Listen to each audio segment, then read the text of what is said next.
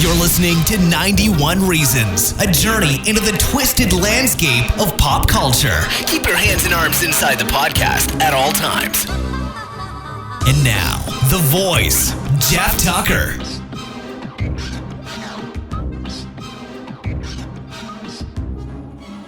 Not in the car. In the house. It's too hot in the car. Last time I did one in the car, my phone overheated. Again. Did you know phones can overheat? But they can if they're left in the sun operating. And the phone tells you, like, look, dude, I'm dying. You have to get me out of the sun. So I figured out how to do this indoors. How did I do that? Everybody's at work. So I have like this much time alone in the house to record.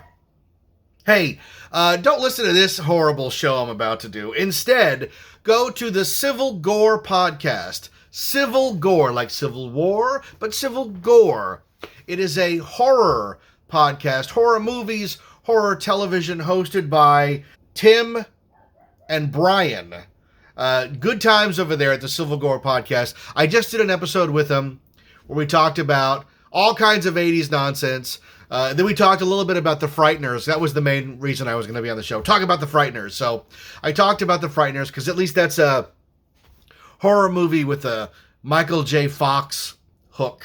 But check that out. And then Tim's brother, Kevin, is on the show as well. So we're all sort of intermixed there talking about 80s and what it was like growing up in the 80s. Isn't it funny, like how we used to laugh at old people who would sit and talk about, well, you know, when I was a young guy, when I was a young man in the 50s, and we'd imagine like the guy telling us in black and white, strolling down the street like in a black and white silent movie while an organ plays, and like the way things are so different now. When I talk about the 80s, the first thing everybody thinks about is like day-glow colors and, oh my God, Michael Jackson and Madonna. And you're like, yeah, that's not what the 80s was.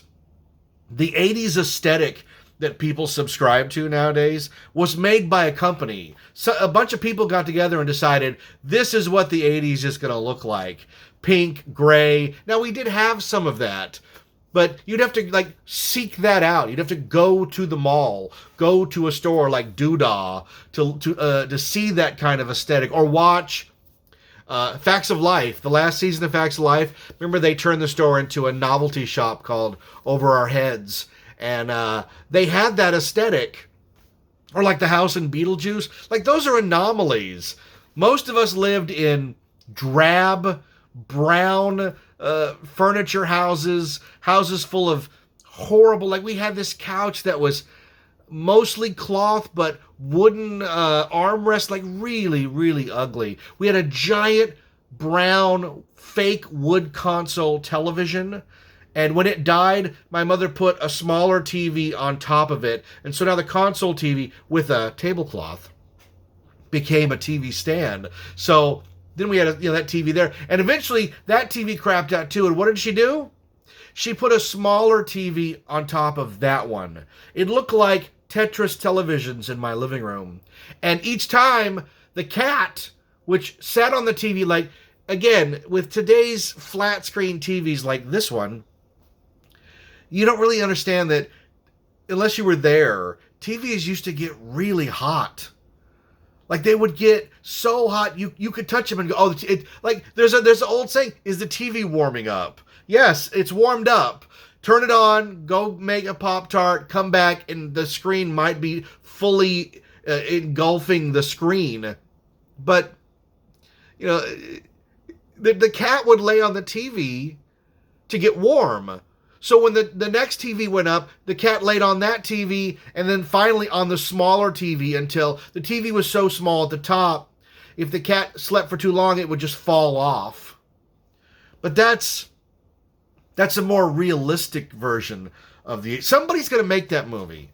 You know, maybe it's me. I've actually met with a movie producer once who wanted to turn all of my Berg and drunk stories into a movie, and it'd have to be an 80s period piece, and you'd have to really like embrace that horrible 80s aesthetic of the realistic one, not the Dayglow one. Like, the difference, I mean, it's a world difference between, like, look at Marty's living room in Back to the Future, before it changes, the one at the beginning. That's the typical 80s living room of brown and the big brass ship on the wall and, like, really just oppressive, boring, drab. You'd have to embrace that. Otherwise, it wouldn't be realistic. It would look like Earth Girls Are Easy, which came out in 888, late 88 or early 89, and sort of didn't create, but help propel that, what you're thinking of, the 80s aesthetic. That was from Earth Girls Are Easy, I think, was the first big movie to do that. The Cafe 80s in Back to the Future 2 would not show up until November of 89. So you're at the tail end of the decade, and you're able to look back across the whole decade and just pick and choose the things that you wanted to put in your movie, and not, just turning the camera on suburbia and what it actually looked like back then. So it's interesting to have conversations about the 1980s and find out what people, what their perceptions are versus reality, if that makes sense. So check out the Civil Gore podcast. I had a great time talking with those guys. I'd go back anytime. It was really fun to just sit, talk for, an hour and a half. And what's interesting about that, and I've talked about it on this show, is for the most part, this show's just me. Like, it's just me talking to nobody. I'm talking to you. But in the physical room, there's nobody here. It's just me talking to you, telepathically. I'm envisioning you listening. So when I take a break, like, I either have to cut the break out or let it sit. Sometimes I let the break sit because I think it's okay to let things sit for a few minutes. Seconds, not minutes, right? If I was silent for a few minutes, you'd think something had gone wrong. You'd tap the screen to make sure I'm still on. But it's great doing a show like that because I can take a break. They can talk. I can interject. I can add. Blah blah blah blah blah. And I know that's the most successful podcasting platform program rundown, is to have multiple people talking so that you can take a break and not have to do an edit to give yourself a break. The edits I make on this show are usually I'm either coughing or taking a drink of water. And it's funny too, you should see me editing these shows. I will sit and you'll be going along really well, not have to edit anything out. And then suddenly there I am taking a big drink of water, and it sounds disgusting and it's horrible. And I have to wait and figure out, like, where does the drink start and where does the drink end, and snip that part out and then fuse them together. And sometimes I'll talk to myself and go, I hate you. Why are you taking so many drinks? Can't you just talk? Why do you have to do that? Or coughing, like, oh, that's disgusting, man. I'm talking to myself. I'm angry at myself. So I'm saying it now, like, future me who's editing this episode, I apologize. I'm going to take a drink now. A few moments later. I thought I'd come on today and we'll talk a little bit about some of those little stories that got lost along the way. I've talked about my mother meeting Berg in late 84, I think, is when they started dating, and then he was living in our house for most of 85 onward.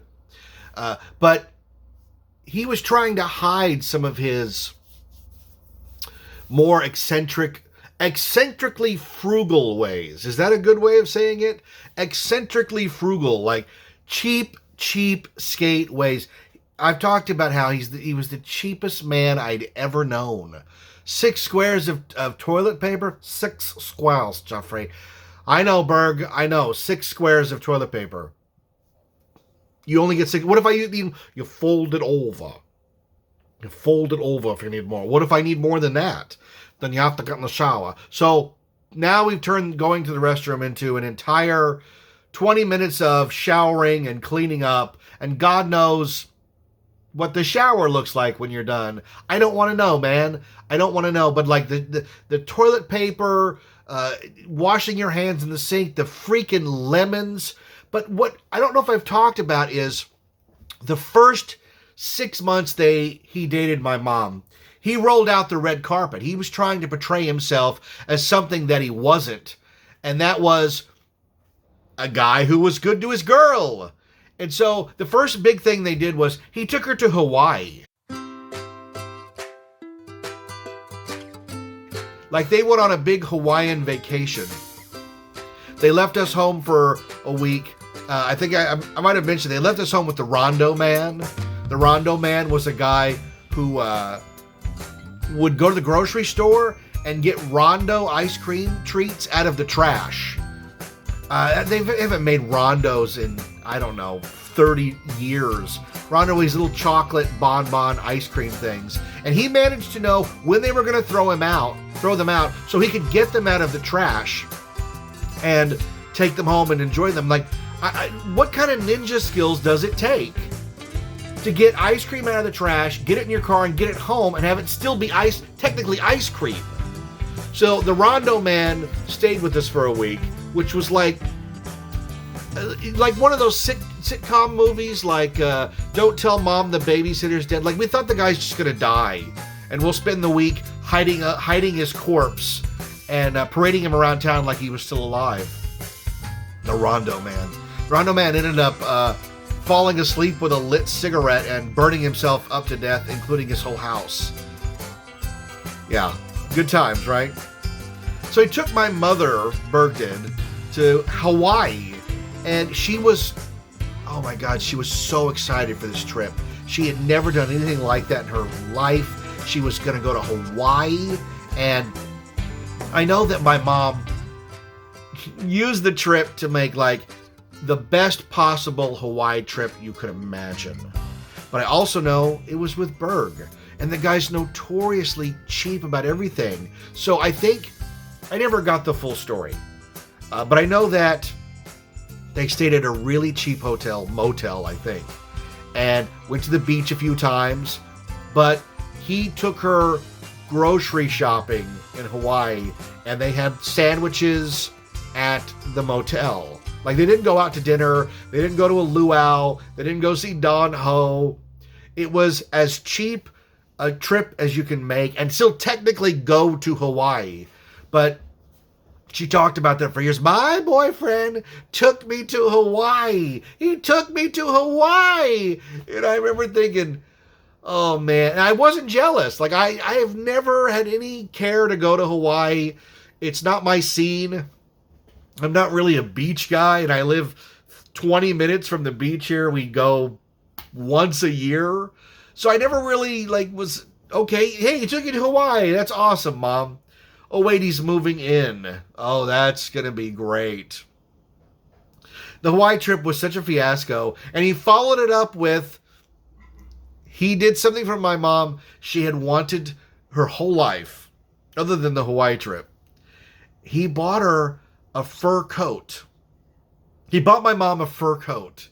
And I remember when they brought the coat home, my mom made some big deal about it being, she tried to tell me it was synthetic fur. Like, it wasn't a real fur coat. I didn't really care, but there was a weird perception before I hit high school. Because prior to high school, I didn't know what I wanted to do with my life. I'd only done a play or two, like really tiny, small productions in elementary school. Remember, there's no middle school here in California. But before I got to high school, I wanted to be a veterinarian. I'd always been told my whole life that I was probably going to be a doctor. That's the Jewish side of my family. I was going to be a doctor. I don't know if I really wanted to be a doctor. My mother said I had thin fingers, so I should probably be a doctor. And I think we compromised by her telling me I was going to be a veterinarian. I was going to be an animal doctor.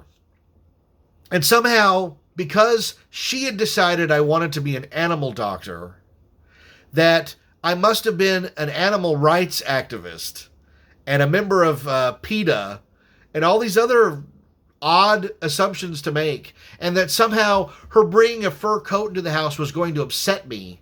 I didn't really care. I remember growing up, she had almost a fur coat, one of those big coats you see like people wear when they have the Yale pennant, those big brown coats. She had one of those, but it was really ratty. I think it was from her father, so it would have been from the 30s.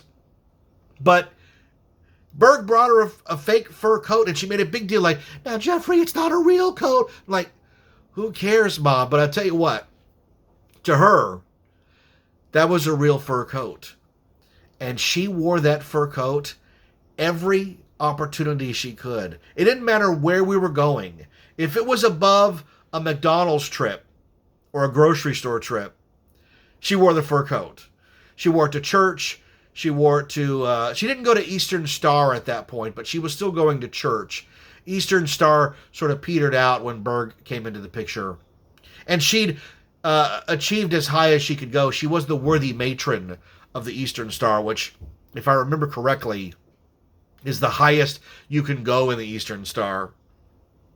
But she wore that coat everywhere. So much so that by the end it was kind of ratty. Do you know that Simpsons episode where Marge wants to join that exclusive club? So she buys that fancy Chanel dress, and then the rest of the episode is her taking the Chanel dress and modifying it to be 3 or 4 other different dresses, even though it's the same dress. I think that's what my mom did with the fur coat. Like, how many ways can I wear this coat so people think I have more than one of these, but I really only have one? And I never really got the fur coat thing. I think the fur coat thing was from another generation where they prized that as a status symbol, like a Tiffany tennis bracelet or a fur coat or a Rolex watch. My generation never really cared about that. We had members only jackets, Swatch watches, and those ID bracelets from school. Remember those silver ID bracelets that had your name and address on it in case you got lost? And some of them had like, I have asthma, or I take insulin twice a day. Little silver bracelets you got from school. God, you know what? I wore that bracelet every day. My Jeffrey Tucker, Studebaker Road bracelet. I bet I still have it here somewhere in a box. With my original home telephone number, 213-863-3620, my original telephone number when I lived in Norwalk, back when there were only 2 two area codes in this area, 213 and 714. Then they started feeding all these other ones in, but growing up, it was 213 all through Los Angeles and 714 all through Orange County. But Generation X didn't prize those things the way the previous generation did. With our identification bracelet, our members only jacket, and our Swatch watch, the whole ensemble's under $150. I remember buying a Swatch watch at Disneyland on Christmas Day, 1988. And it was a Coca-Cola Swatch watch. And I thought, man, this is the last watch I'm ever going to buy. I'm going to wear this watch till it falls off my wrist or I die. That's how important that stuff. And it was so, like, it's so cheap. There's a Swatch Watch store in New York casino in Las Vegas. And you go in there and you're like, why does this stuff cost $100? This is a $40 plastic watch. And my Swatch watch was the first one with the Swatch guard. Remember, you had to buy the Swatch guard. You don't want to get it scratched. So you bought the Swatch guard. The Swatch guard looped around the band and then went straight across the whole front face of the watch. The first Swatch guard. It was just enough to deflect, like maybe getting a scratch on it, if you were lucky. They almost immediately went to the circular Swatch guard, which went around the outside of the face and allowed you not only to prevent it from getting scratched, but imagine this, see the time. Because the straight across Swatch guard blocked the time. So you'd have to like sort of tilt it around and like what, I know kind of what time it is, so I'm going to extrapolate by kind of what I see, what time it was. What a bizarre fad that was, the Swatch Guard. But Berg buying her that fur coat, just, I think it cemented in her that this was the guy for her. And maybe his plan worked. Like, I'll take her to Hawaii. We'll do the budget trip to Hawaii. I mean, for him, it wasn't budget. For him, it was like, we're going to take the very expensive trip to Hawaii. And then we'll take the trip. We'll go get the fur coat. And between the Hawaii trip and the fur coat, the guy was in like Flynn. And then he's moved in. And now he's living here. And things were never the same after that.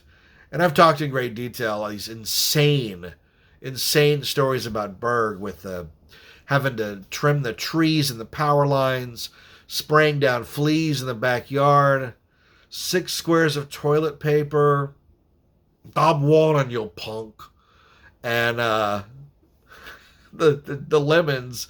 I mean, the lemon story defies any kind of logic about what you're supposed to do as a teenager and why you should be squeezing lemons. And it's on The Simpsons, Homer, when he opens the bar in his garage, makes Lisa cut lemons for garnish.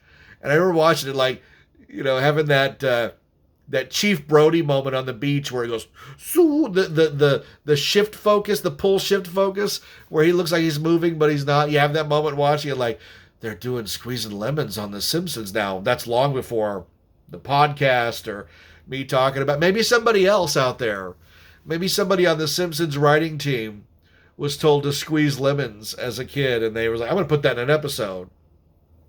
Because I can remember in my later adventures as a senior in high school and then getting out of high school and still talking to people, I was always very clear with people that I wanted to be a writer, that I wanted to write something.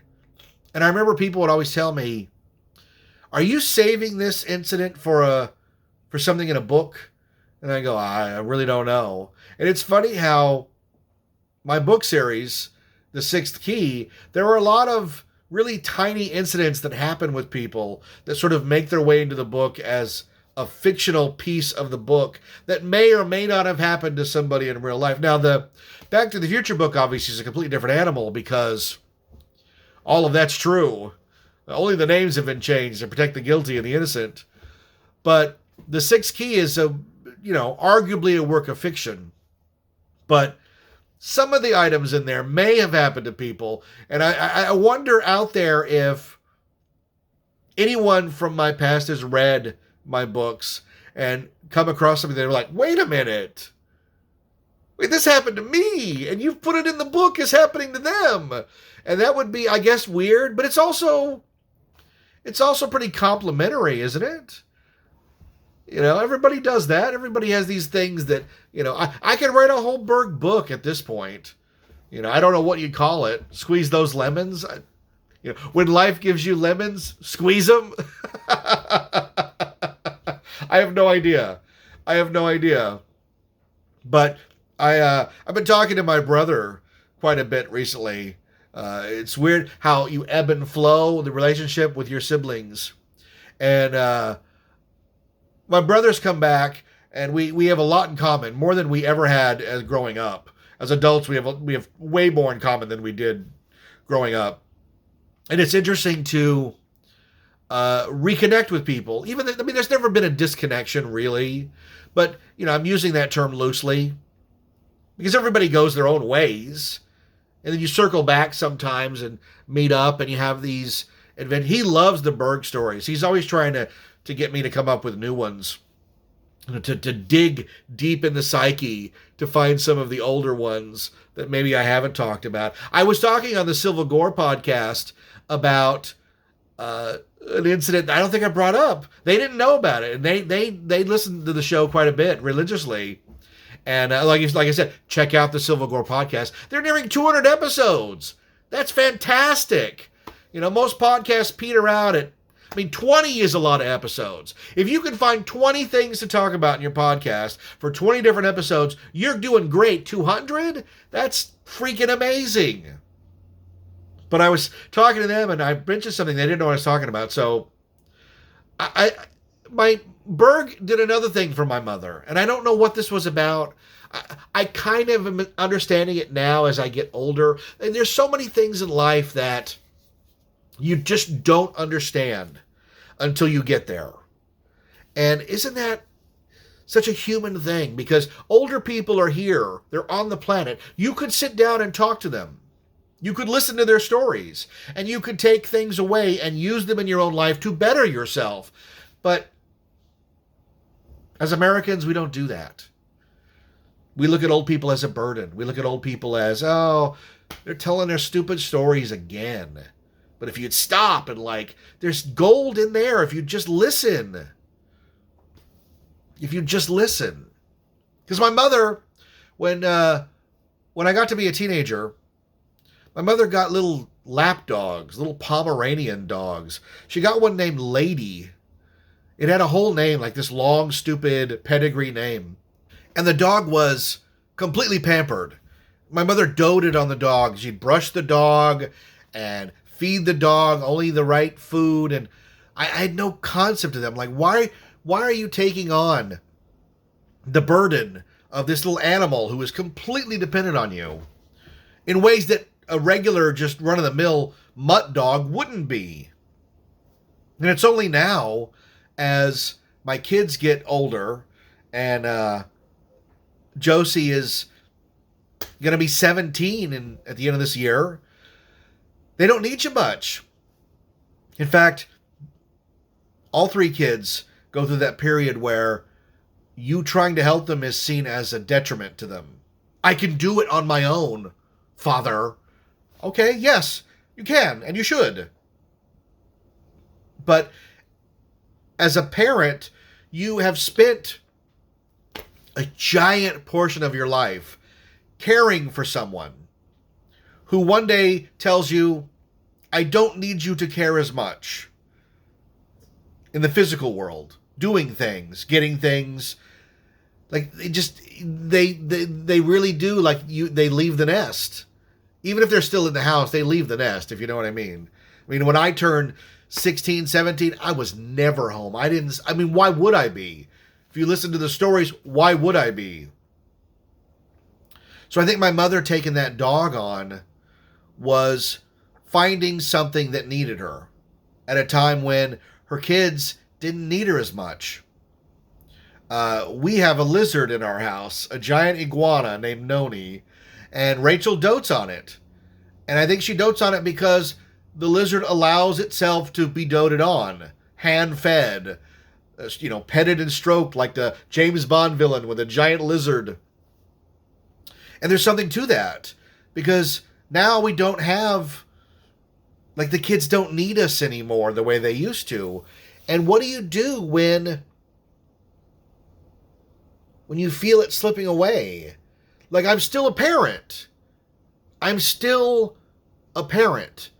But I'm not a parent that's needed as much anymore. So my mother getting that dog was a way of replacing that part of her life that was no longer being utilized, I guess. Am I psychoanalyzing it too much? Lady was not the nicest dog. She growled. Those little dogs growl and spit and gnash at you. And you're like, why do you have this animal? Get it out of here. And it had little toenails, and it would tick, tick, tick, tick, tick, tick, all across the linoleum. Not a pleasant animal at all. But then, at the end of the day, my mother comes home, she wasn't really working at that point because she'd try to get on disability. But at night, when you're watching their game shows or their crud on TV, the dog is on the lap, and you can, you're stroking the dog, and the dog needs you, and the dog is happy to be with you, and happy to be needed, and wants to be needed. Everything that the kid bristles at that point. So I get it. But I didn't get it then. I only get it now. Doesn't that just say it all? Doesn't that just say it all, that you only get it when you get there? You'll find out. That's the magic of life. The mantra of life should be, you'll find out. You'll get there. it is amazing. It is amazing to arrive at, to get older and to watch your kids get older. And you know how much I love math. And I always tell the kids, like, you'll be, when I'm this age, you'll be that age, when I'm this and that. And they just look at you, and eventually they'll get there too. And that's a pride you take. Like, I have raised 3 adults, and eventually they'll get there too, like I did. And you'll realize, like I did, your parents are people. And they're not just, authority figures or cash machines or cooks or doctors. They're people. And it takes a while to get there, but you'll get there. And I hope that anybody watching or listening to this show gets there in time to tell their parents what they mean to them. I didn't get it. I would give anything for 5 more years with my mom. She died at age 54. Man, I always ask myself, like, what would you do if when you were 16 or 17, someone had said to you, your mom has less than a decade left. What are you going to do? Now, see, I'm one of the weird ones. I wouldn't do anything differently because I try to do everything. And this is no slight on anybody. Everybody lives their own life. You make your choices. You walk your road. You make the choices that you make to get you to where you are. And everybody has their own struggles and how they get there. But I decided in 85 I wanted to be a writer. So by 88, I was writing plays. And I got to go on stage and do a play that my mom watched. And afterwards, she's like, you that came out of your brain. And I'm like, yeah, it was a 3-act play at the high school level, senior year, my play that I wrote. It's not very good, but at the time, I made it happen. I sat and I wrote it, and then I typed it, and then we produced it, and then we performed it. And at the college level, I did 3 plays, A Million Nothings, How Sweet the Wind, Dance the Skeleton. So before my mom died, she got to see a play I did at high school level, the first play I ever wrote, called Party Line. Then Business as Usual, which was the 3-act play. And then at the college level, I did 4. I did How Sweet the Wind, A Million Nothings, and Dance the Skeleton, and Stolen Hearts. And she got to see every one of those before she passed. So I didn't ever get to have that conversation with her where you're like, tell me, give me your knowledge. I'm finally ready to listen to you and accept it. That, for guys, that's like 28, 29. And she was gone by the time I was 25. So I didn't get it. Like I said, 5 more years would have made all the difference. She would have met at least one of my kids or 2 of my kids. Time goes, man. You have all the time in the world until you don't. And I've been saying that since some of the early episodes of 91 Reasons. So if there's something you got to know or got to say, you have to do it. But back to the dogs. Lady was the good, purebred dog. They decided Lady needed a friend. Dogs need friends, even though they snipe at each other all day, right? She got this dog named Freckles. Now, Freckles was a beautiful dog. Show quality dog with the long, fur that goes out to a point like almost fox-like, brown, white, beautiful, beautiful animal. The kind of animal that if you went to buy would probably cost you $2,000 back in that time. Like, no joke. They got the dog free. And I was like, wow, who would give up that dog? That's a beautiful animal. And if it's a show dog, it should be trained pretty well. This was Berg we're talking about. And Berg, he's not going to pay top dollar for a dog. It's just not going to happen. So Berg got this dog, Freckles, and brought it home. Now, these dogs are pre-named, so you don't get to name them. They're already older when you get them, and that's fine. Freckles was brought to us because his previous owner had abused him. And you want to talk a special needs dog? This dog needed constant care all day. We felt terrible for the animal. Just a beautiful dog that, when you walked in a room, he would just freak out. Oh! And you have to take the dog and calm the dog. You're in a safe place. No one here is going to hurt you, my little friend. When you fed him and you went, Freckles, the dog would pee itself. If it heard its name, the dog would pee itself. So we got to the point where you can't refer to the dog by name, because the dog in some other life had been singled out by its name and abused. Just a real tragedy with this animal. The other thing that it did was it had never been properly trained how to clean itself up. So because it was so fluffy, like a bunny rabbit, but a dog, it would go out in the backyard, it would do its business, it would come in, and it would have dog feces all over its back end. It just didn't know how to do any of that. And you talk about what kind of dog would Berg bring home? This is the kind of dog Berg would bring. It's not the dog's fault, but Berg was I want the dog that has all the problems, and oh God, he brought home this project. And because, it's Berg, he's not going to fix the dog. The dog then became all of our problem, all of our project to fix. And we did our best with this dog. The dog was never traumatized at our house. The dog was treated with the utmost of kid gloves, and it never worked. The dog was so traumatized that it simply just couldn't function anymore. And you'd look at it it would shake all day, and oh God, I'm about to cry now. Your heart breaks for Freckles. It just breaks. But we had that dog 10 years? A long time to have the dog. And finally the dog died of old age. Thank goodness. And I remember, again, it's Berg. The dog passes away, and we go, Berg, what'd you do with the dog? We have to take care of the dog's remains. I took care of it.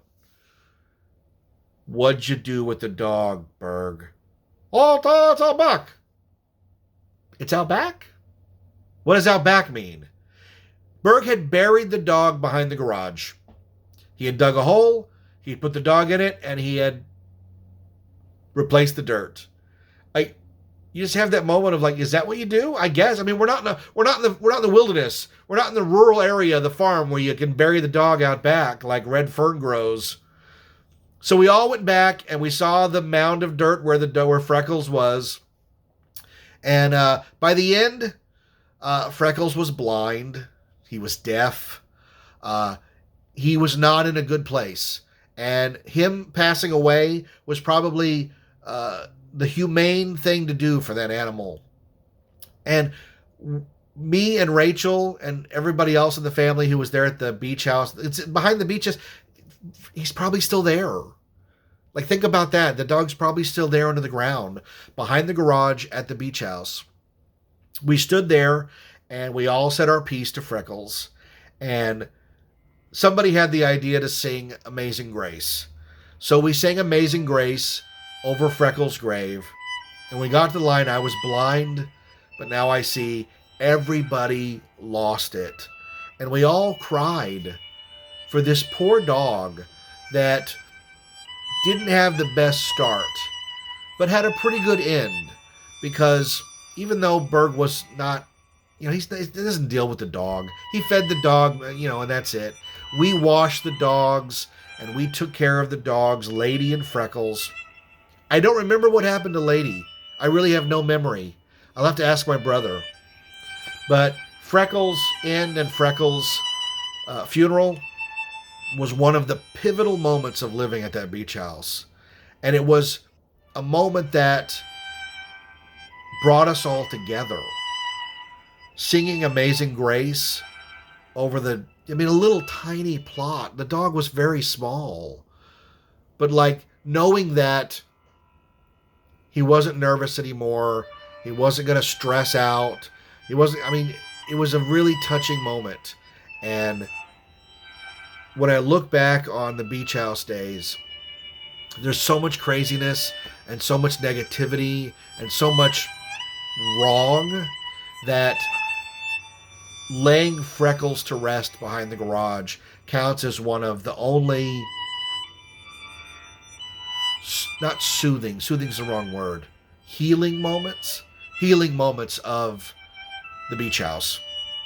And Freckles, wherever you are, once you cross the Rainbow Bridge, I think that you were magically transformed and all of your stress melted away, and you looked down at this crazy house that took care of you till the end and said, they really did care about me. Lady was a monster, and Lady was completely raised to be a pampered little doggy. But poor Freckles, say poor Freckles. Like, there's a movie in that. Like, Poor Freckles could be the name of a movie of this poor dog that is rescued by Berg, of all people. Berg of all people rescued the little dog and brought him to us, and we cared for the dog. We had cats. I had 2 or 3 snakes. I had a rat. I had mice. I had a chicken at one point. And we had Lady and Freckles that we did our best to take care of. And that, doesn't that just say it all? Is it really a house until you've had to bury a pet in the backyard? In Poltergeist, they bury the canary, I think, or the hamster. And in the beach house, it was standing over the plot of Freckles, his final resting place, and singing Amazing Grace. Telling that story was a lot more cathartic than I thought it was going to be. I hope you enjoyed it as much as listening to it as much as I enjoyed telling it, because I didn't think